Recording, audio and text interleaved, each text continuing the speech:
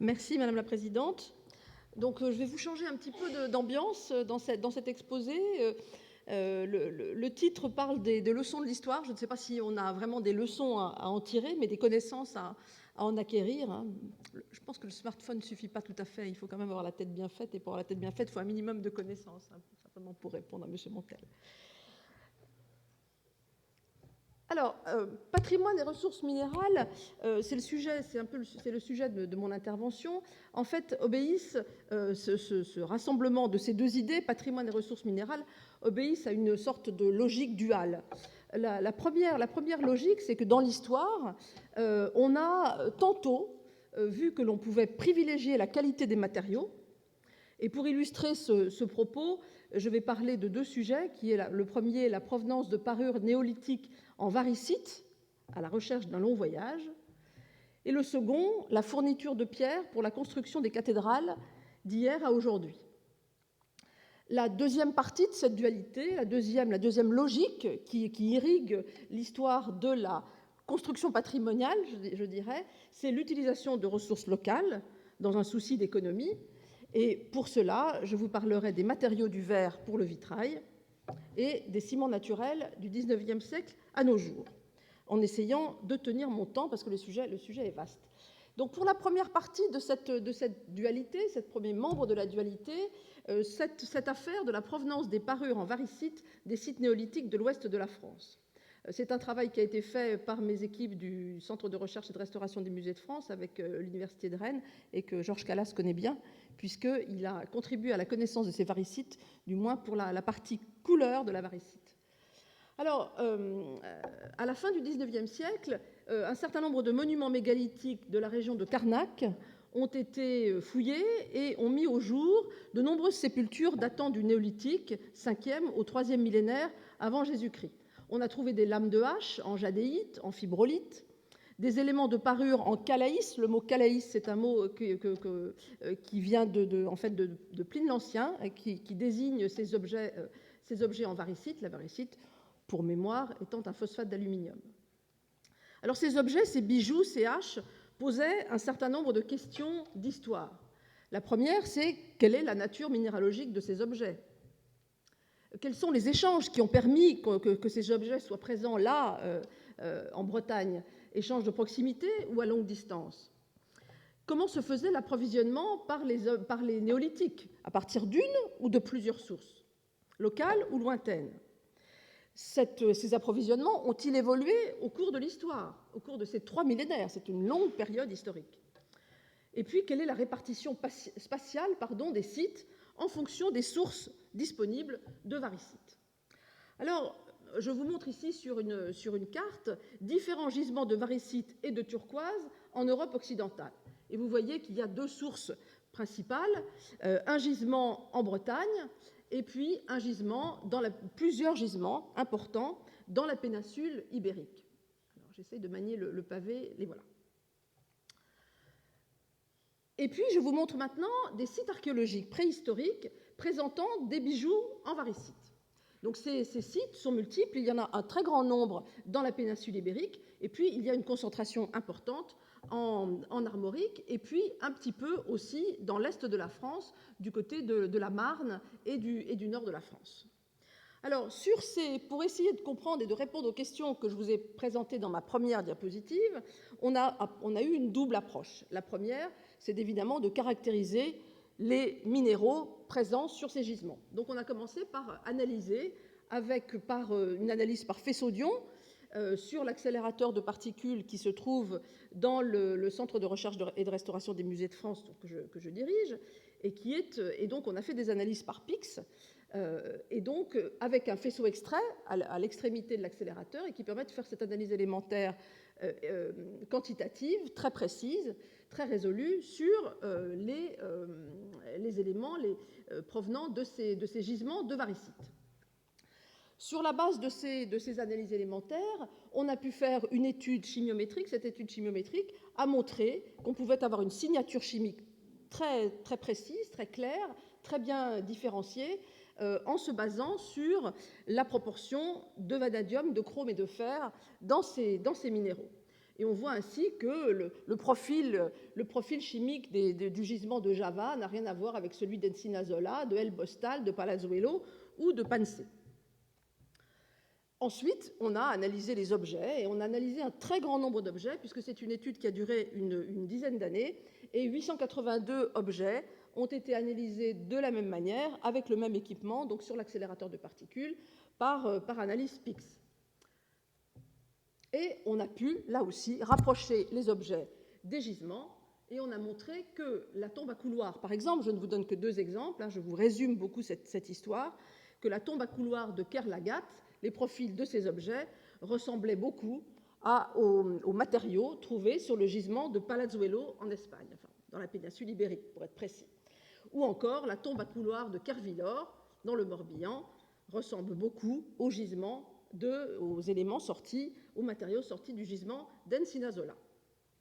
Alors, la conclusion de cette grande étude, vous voyez toute la liste des sites qui ont été étudiés, eh bien, c'est que tous ces bijoux, donc de l'époque néolithique, donc très, très anciens évidemment, tous ces bijoux en calaïs, eh bien, tous ces bijoux sont en varicite, sont clairement en varicite, sauf au tumulus Saint-Michel, un cas où nous avons 2 perles en turquoise parmi les 138 objets du tumulus Saint-Michel. Donc c'est un peu un épiphénomène. L'ensemble des objets est bien en varicite.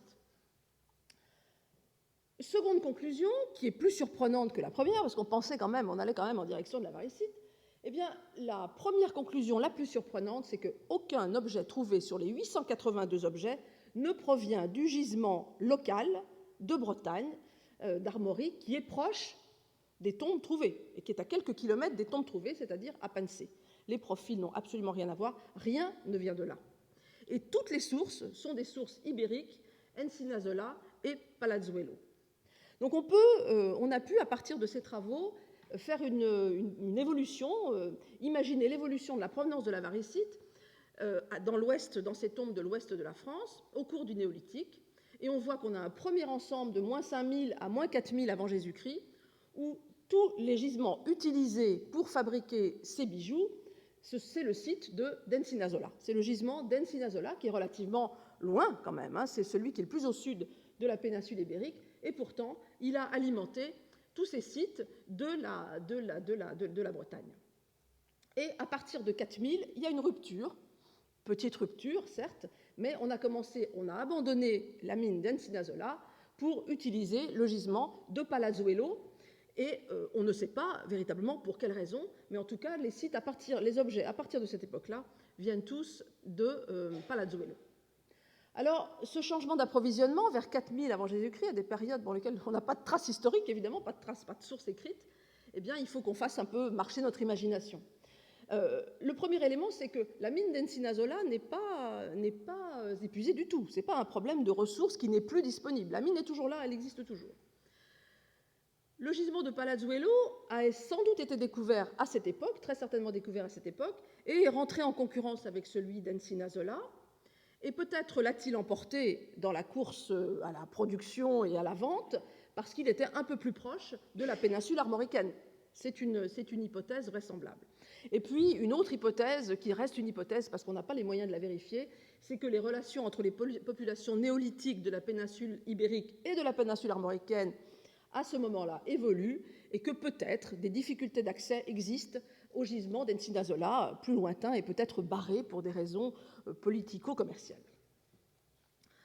Alors voilà l'histoire d'un long voyage à une époque extrêmement reculée où les objets de ces personnes qui ont été enterrées dans la péninsule armoricaine provenaient d'Espagne par des voyages par mer très certainement, et ce n'est pas la proximité du gisement qui a fait la production de ces éléments. Alors une des hypothèses aussi, c'est que je n'ai pas mis sur ma diapo, c'est que la profondeur du gisement de Pansé est beaucoup plus importante que ceux d'Espagne, et donc l'accès est un peu moins facile. Alors on va passer à un autre sujet, mais qui a comme objectif de faire la même démonstration, les pierres de construction pour les monuments, pour les cathédrales, carrières et approvisionnement.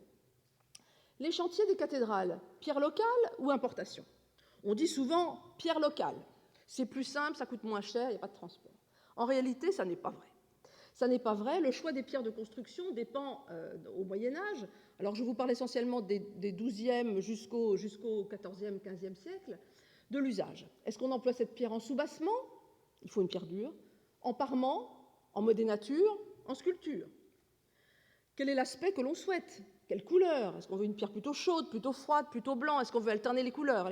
Ces choses-là arrivent aussi. De quel volume on a besoin? Si on veut faire une sculpture un peu ample et qu'on a des bancs très petits, on est en difficulté. De la disponibilité des carrières en fonction des époques de construction. Certaines carrières, effectivement, produisent beaucoup et d'autres moins. Des ressources économiques du chantier. Est-ce que l'évêque, le chapitre, a réussi à rassembler suffisamment d'argent en faisant des quêtes dans les villages pour pouvoir se payer une pierre très belle, très fine, très blanche et qui provient de loin? Quelquefois aussi de la propriété de la carrière. À côté de Chartres, il y a une carrière qui s'appelle aujourd'hui Berchères-les-Pierres et qui, en 1250, s'appelait Berchères-l'Évêque, parce qu'elle appartenait à l'évêque.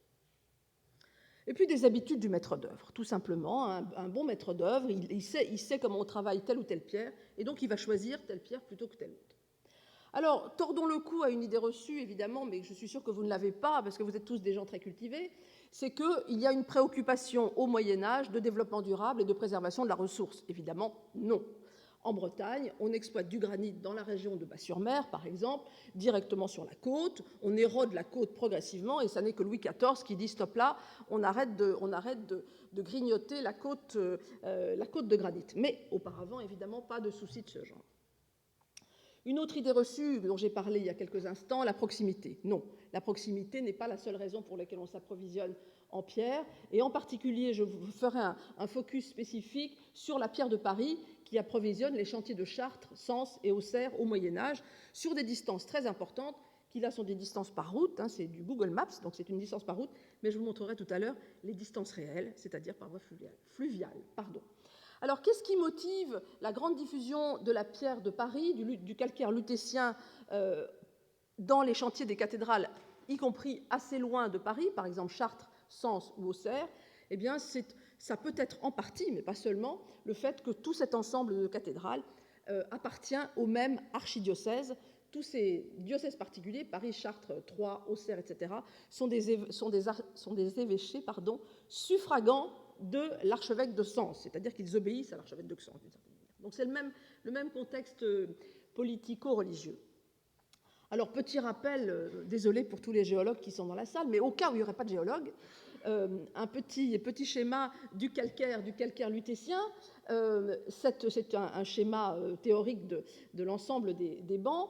Tous ces bancs peuvent être exploités à telle ou telle époque, mais un banc, j'attire votre attention sur un banc particulier, qui est le banc de Liais, qu'on appelle le banc de Liais, qui est ici, dans le lutétien supérieur, et qui est un banc extrêmement petit en hauteur, et qui pourtant va être très utilisé en sculpture, mais évidemment, il faudra l'utiliser dans des conditions très particulières.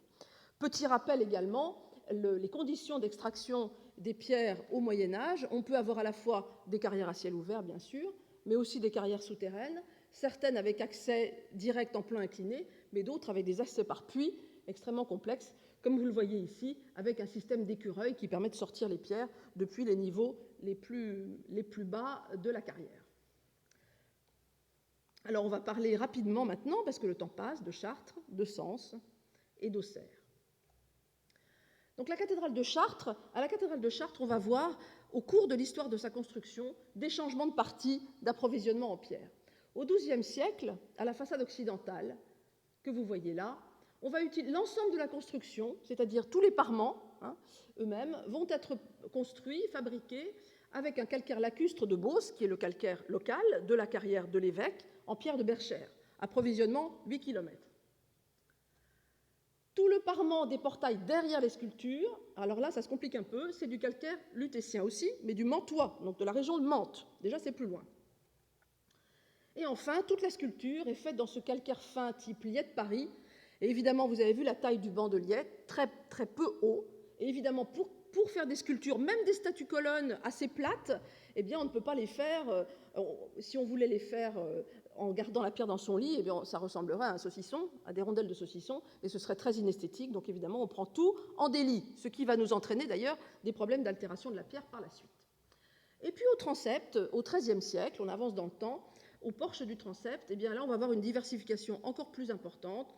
Les porches sont toujours en pierre de Berchères, les sculptures en calcaire de Paris, toujours le Liais parisien, mais une partie des voussures sud va être fait en craie blanche de Normandie, c'est-à-dire qu'on va la faire venir de beaucoup plus loin encore. Alors voilà quand même que vous voyez quelques monuments, la cathédrale de Chartres, le porche sud, avec un relevé lithologique. Tout ce qui est en bleu-gris, c'est du calcaire parisien, du Liette Paris, donc la première assise des voussures. Tout ce qui est pointillé, c'est de la pierre de Berchères. Et puis les petites hachures grises, c'est la craie de Vernon. Et la craie de Vernon va ensuite envahir, si je puis dire, les portails suivants, et elle sera largement utilisée par la suite. À la cathédrale de Sens, au XIIe et XIIIe siècle, il n'y a pas de carrière de pierre de taille. Dans la région, il n'y a rien de disponible. Or, on y constate des fournitures très variées. Au portail central, on fait un large usage du calcaire parisien, même en parement. Il y en a partout. On ne prend que ça. Au bras nord du transept, la base est en craie à silex de Normandie. Vous voyez Sens quand même, hein, on est dans le fin fond de la Bourgogne. En calcaire à ditrupa de l'Oise, au nord de Paris. Et on connaît par un texte de 1341 que des achats de pierres sont faits à la carrière d'Ivry par un maître d'œuvre qui s'appelle Jean de Varinfroy. Et dans ce texte, on sait que le transport se fait par bateau et par chariot, et que le transport double le prix de la fourniture. Alors vous imaginez le transport, et le transport d'éléments très pondéreux, puisque le grand Saint-Étienne monolithe de la façade occidentale fait 4,50 m de haut et pèse 6 tonnes. Alors, il faut savoir qu'un bateau, je vous donne une proportion, un bateau de cette époque-là peut amener à peu près, peut transporter 60 tonnes. Mais encore avec difficulté, puisqu'il faut tirer les bateaux. Hein. On descend, on va le voir, pardon, voilà. Alors voilà, je reviendrai tout à l'heure. On voit le portail ici, le portail occidental du XIIIe siècle, et on voit son relevé lithologique, tout étant calcaire lutétien parisien, de différentes natures. Le gris est très fin, l'autre est un peu plus coquillé, mais tout vient de la région parisienne. Et si on regarde la carte, donc j'ai fait le calcul par la rivière, hein, je me suis amusée à suivre le cours de l'Oise, puis de la Seine, puis de l'Yonne. Eh bien, de Saint-Leu-d'Esserand, qui a fourni une partie du calcaire et des calcaires à ditrupa jusqu'à Sens, 270 km. Et si je prends la crête Vernon, jusqu'à Sens, 287 km. Donc c'est évidemment beaucoup pour l'époque, tout ça par bateau, qu'on tire à bras d'homme et avec des animaux, évidemment, mais dans des cours d'eau dont le tirant d'eau est très variable. Il y a des endroits où il y a des formations géologiques dans le fond de la rivière et on a du mal à passer, où il faut attendre que l'eau soit suffisamment, qu'on ait un tirant d'eau suffisant pour passer. Quelquefois, c'est tellement compliqué qu'à Montreux-Phautionne, donc à la jonction entre la Seine et l'Yonne, eh bien, les bateaux sont obligés de décharger pour pouvoir continuer leur trajet jusqu'à Sens. Donc évidemment, c'est très compliqué, et à la fin du Moyen-Âge, le prix de la construction de la cathédrale de Sens, le prix en fourniture de pierre, est 3 fois plus élevé livré que produit à la carrière. 3 fois et demi même plus élevé une fois livré. Et enfin, la cathédrale d'Auxerre. Eh bien, la cathédrale d'Auxerre, c'est un paradoxe, alors plus grand encore que celui de la cathédrale de Sens, puisque à Auxerre, il y a des ressources locales en pierre très variées. Il y a des calcaires jurassiques supérieurs, portlandiens et pierres de tonnerre, de très beaux calcaires, hein, qui ont ensuite, d'ailleurs, se sont beaucoup répandus. Des calcaires jurassiques moyens, des calcaires du Crétacé. Or, on s'en sert, en tout cas au XIIIe siècle, on s'en sert relativement peu, et on préfère le calcaire parisien. On va voir des évolutions, d'ailleurs, de cet approvisionnement en fonction de la production des carrières. Au XIIe et XIIIe siècle, on sait que les calcaires souterraines de Paris produisent beaucoup, elles produisent énormément. Et au XIIIe et XIVe siècle, elles continuent à produire, mais les chantiers parisiens absorbent une grande partie de la production. Donc pour la cathédrale d'Auxerre, il y en a moins de disponibles, ou peut-être est-elle trop chère, tout simplement. Et donc on passe en carrière locale, et on va utiliser la pierre de tonnerre. Et on va voir ça sur les relevés lithologiques. La façade occidentale, portail sud, au XIIIe siècle. Tout ce qui est en beige que vous voyez là, c'est du calcaire lutétien, et le reste, c'est le calcaire local. Et à partir du XIVe siècle, les proportions s'inversent. L'ensemble des sculptures du portail, linteaux et voussures, devient en pierre de tonnerre, et le calcaire parisien, lui, est utilisé de manière secondaire. Alors, dernier point sur les questions de pierre, avant de passer à 2 autres sujets. Évidemment, le choix des pierres dans l'histoire a tenu compte, malgré tout, des propriétés de ces pierres et de leur durabilité en fonction de leur usage, hein, par connaissance relativement empirique. Et on constate aujourd'hui que certaines pierres, certains calcaires en particulier, sont très sensibles à l'action de l'environnement. Je vous montre une belle pierre, une belle craie de Normandie complètement érodée, dissoute par les pluies acides. Et donc là, les pierres s'altèrent sous l'effet de l'environnement, et le devoir que le ministère de la Culture, en particulier, et les services du patrimoine ont, c'est de conserver au maximum le matériau d'origine. Un souci de développement durable, là aussi, pour préserver l'authenticité du monument, mais aussi pour préserver la ressource. Moins on change de pierre, et plus on préserve la ressource naturelle. Mais quelquefois, il faut vraiment changer. Et quand il faut vraiment changer, eh bien, il faut essayer de retrouver la pierre d'origine, ou trouver une pierre qui soit compatible avec la pierre d'origine. Or, la plupart des carrières médiévales sont fermées. Vous savez que les grands carriers français, que je ne citerai pas pour ne pas leur faire de publicité, ont fermé volontairement des carrières parce qu'elles n'étaient pas suffisamment rentables. Donc la problématique, c'est de pouvoir réouvrir des carrières anciennes. Et ceci a été impossible pendant très longtemps à cause de la réglementation sur l'ouverture de carrières extrêmement contraignantes, les normes environnementales extrêmement contraignantes, jusqu'à ce qu'en 2006, il y ait finalement un arrêté qui simplifie les procédures d'ouverture et d'exploitation de carrières, mais uniquement pour les monuments historiques et à condition de respecter un volume de pierres très limité. Mais cette nouvelle réglementation a permis de réouvrir la carrière de Berchères-les-Pierres, près de Chartres. Et là, c'est l'image de la carrière au début du XXe siècle. Et vous voyez la pierre de Berchères à nouveau taillée et la restauration du transept. Vous voyez que c'est un peu plus blanc. C'est la pierre de Berchères utilisée à nouveau pour la cathédrale de Chartres. Alors ça, c'était c'est la plus grosse partie d'ailleurs de mon exposé. Rassurez-vous, j'ai presque fini. C'est la partie portant sur la question de la proximité et de l'achat à longue distance dans l'histoire de l'approvisionnement en matériaux. Et puis il y a d'autres cas où l'approvisionnement s'est fait à beaucoup plus petite distance. On a utilisé des ressources locales, et c'est le cas pour les verres et pour les verres des vitraux au XIIe et XIIIe siècle et plus tard encore. Donc ici, je vous ai montré l'arbre de Jessé de Saint-Denis, qui est une œuvre tout à fait remarquable du XIIe siècle. On parle beaucoup, pour le XIIe siècle, d'un verre bleu dit bleu de Chartres. Eh bien, ce bleu de Chartres, c'est à la fois un mythe et une réalité. La couleur bleue devient, à partir du XIIe siècle, la couleur dominante et privilégiée dans l'iconographie et la société. L'abbé Sugère, à Saint-Denis, parle de travail merveilleux et d'une grande richesse de verre peint et de la matière de saphir. Le verre bleu, le saphir, c'est le verre bleu, c'est le verre de cobalt, verre à base de cobalt. Et on constate par les analyses que la plupart des verres bleus des vitraux du XIIe siècle ensemble présentent en effet des caractéristiques très particulières et des compositions analogues sur quelques sites importants comme Chartres, Le Mans, les cathédrales de Chartres, Le Mans, Poitiers ou Saint-Denis. Je vous montre rapidement la localisation, on va passer rapidement. Alors simplement, pour un petit rappel sur la composition des verres, un vitrifiant bien sûr à base de silice, un fondant.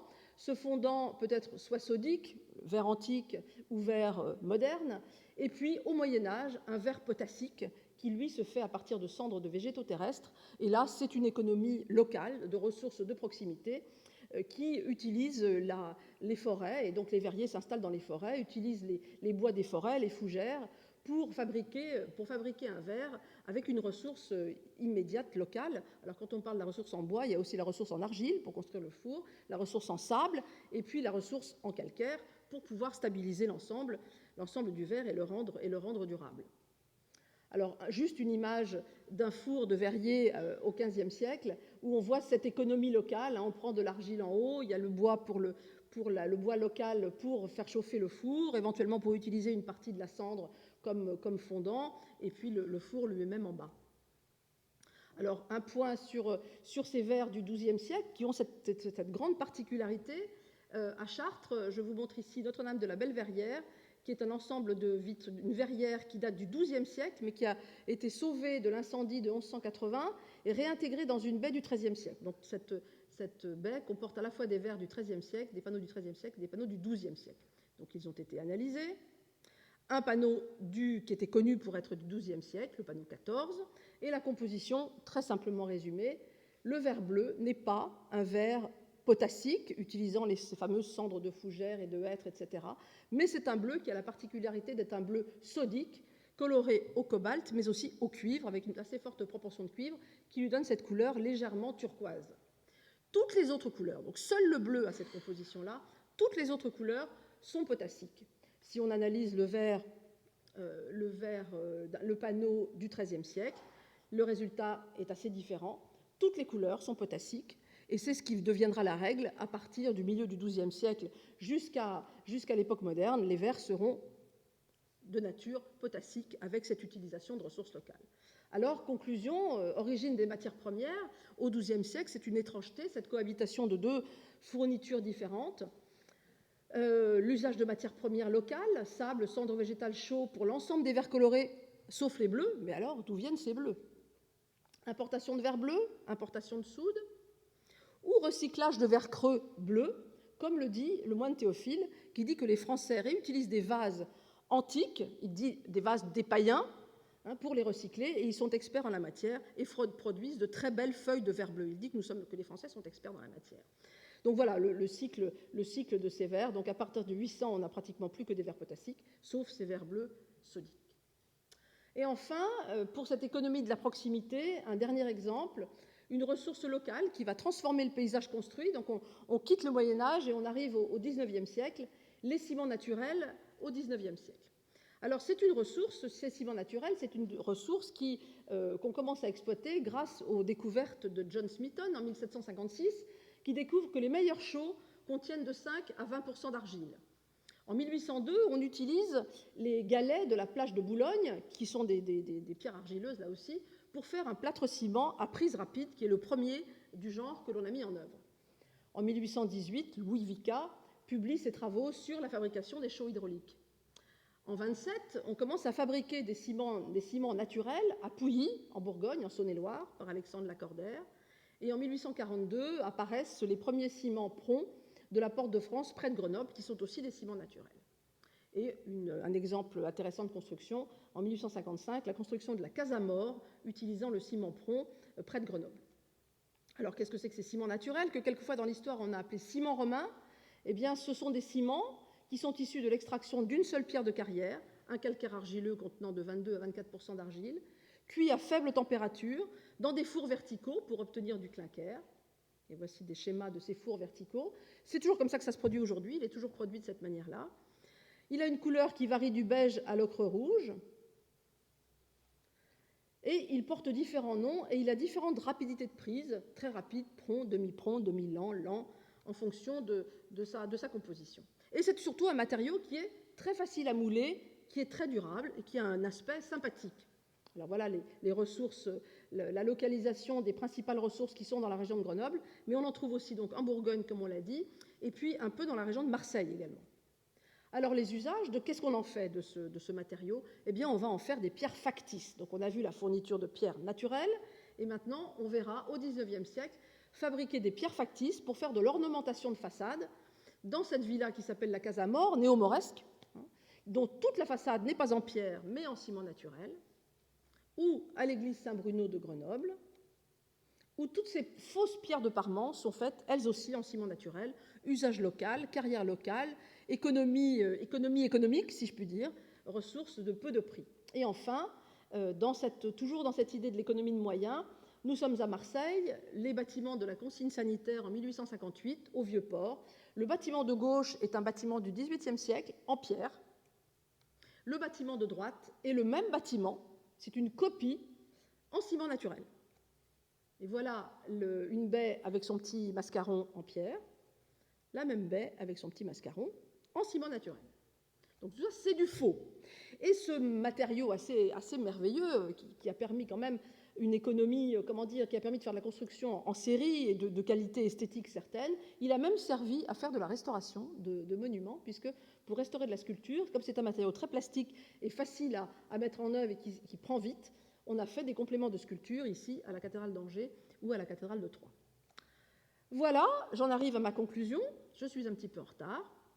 Donc l'étude archéométrique des matériaux du patrimoine permet de mettre en évidence des provenances, j'ai essayé de le montrer, des routes commerciales, parfois insoupçonnées, des approvisionnements variés suivant les époques, en fonction de deux logiques différentes. Mais ces deux logiques, elles peuvent coexister. Le choix de la qualité, on prend le matériau précieux, le plus beau, le plus fin, le plus coloré, en dépit de distances importantes à parcourir et d'un coût élevé. Mais ça, c'est souvent parce qu'on a un commanditaire qui a les moyens. Ou alors, c'est le choix de la proximité, permettant de meilleures conditions économiques. Ça peut être lié à des conditions économiques globales, on est dans une période où on a peu d'argent disponible, ou aussi pour faire de la production en série et pour des usages plus modestes. Donc voilà, les leçons du patrimoine sont très larges, comme vous le voyez. Faites votre choix entre dans cette dualité. Merci.